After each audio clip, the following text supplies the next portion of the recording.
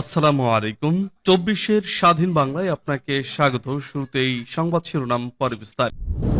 চারপাশ থেকে একযোগে আসা রকেট আর ড্রোন হামলার মুখে দাঁড়িয়ে এখন ইসরায়েল, যেন এক যান্ত্রিক খাঁচায় বন্দী। উত্তরে হিজবুল্লাহ, দক্ষিণে হামাস, আছে হুতিও, আর তার মাঝখানে ইসরায়েলকে আজ নিজেদের অস্তিত্ব টিকিয়ে রাখতেই চালাতে হচ্ছে সর্বাধুনিক প্রতিরক্ষা প্রযুক্তির পরীক্ষা। যুদ্ধক্ষেত্রে পরীক্ষিত আয়রন ডোম ব্যবস্থা এবার নতুন রূপে হাজির হয়েছে, কারণ প্রচলিত ব্যবস্থাগুলোর আর আগের মতো কাজ করছে না। ইসরায়েল পরীক্ষামূলকভাবে দুটি আয়রন ডোম ব্যাটারি মোতায়েন করেছে, যেখানে প্রতিটিতে ছিল ২০টি করে ইন্টারসেপ্টর। উদ্দেশ্য ছিল ৪ দিক থেকে আসা রকেট, ড্রোন, এমনকি ক্রুজ ক্ষেপণাস্ত্রের হুমকি মোকাবেলা করা।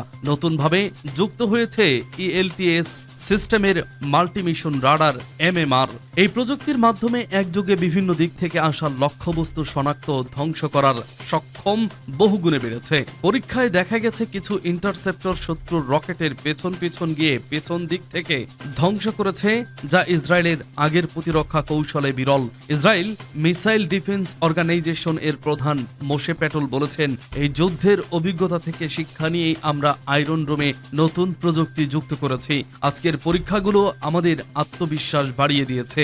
এই পরীক্ষার পেছনে যুদ্ধক্ষেত্রের চাপও বড় কারণ। গাজা সীমান্তে হামাসের রকেট, উত্তরে লেবানন সীমান্তে হিজবুল্লাহর রণপ্রস্তুতি, এমনকি ইয়েমেন থেকে হুতিদের দূরপাল্লার ড্রোন হামলা, সব মিলিয়ে ইসরায়েল এখন চতুর্দিক থেকে ঘেরাও হয়ে পড়েছে।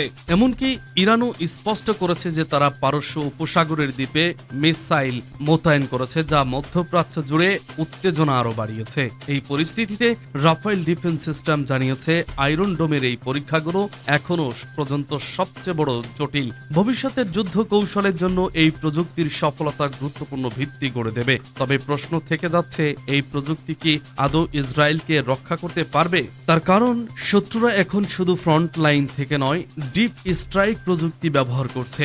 ড্রোন, ক্রুজ মিসাইল, উচ্চগতির রকেট, সব মিলিয়ে প্রতিরক্ষার হিসাবটাও এখন আগের মতো সহজ নয়। যুদ্ধ বিধ্বস্ত গাজার বিপরীতে প্রযুক্তি নির্ভর ইসরায়েল এখন পরীক্ষা নিরীক্ষায় ব্যস্ত। কিন্তু বাস্তবতা হলো, যুদ্ধের মাঠে প্রযুক্তি যত উন্নত হোক, আকাশে একযোগে ২০০ থেকে ৩০০ ক্ষেপণাস্ত্র ছোড়া হলে আয়রন ডোমও হিমশিম খাবে। আগেও সেই ঘটনাই ঘটেছে। ফলে ইসরায়েলের সামরিক বিশ্লেষকরাও বলছেন, বর্তমান যুদ্ধ ইসরায়েলের অস্তিত্ব রক্ষার জন্য সবচেয়ে বড় চ্যালেঞ্জ।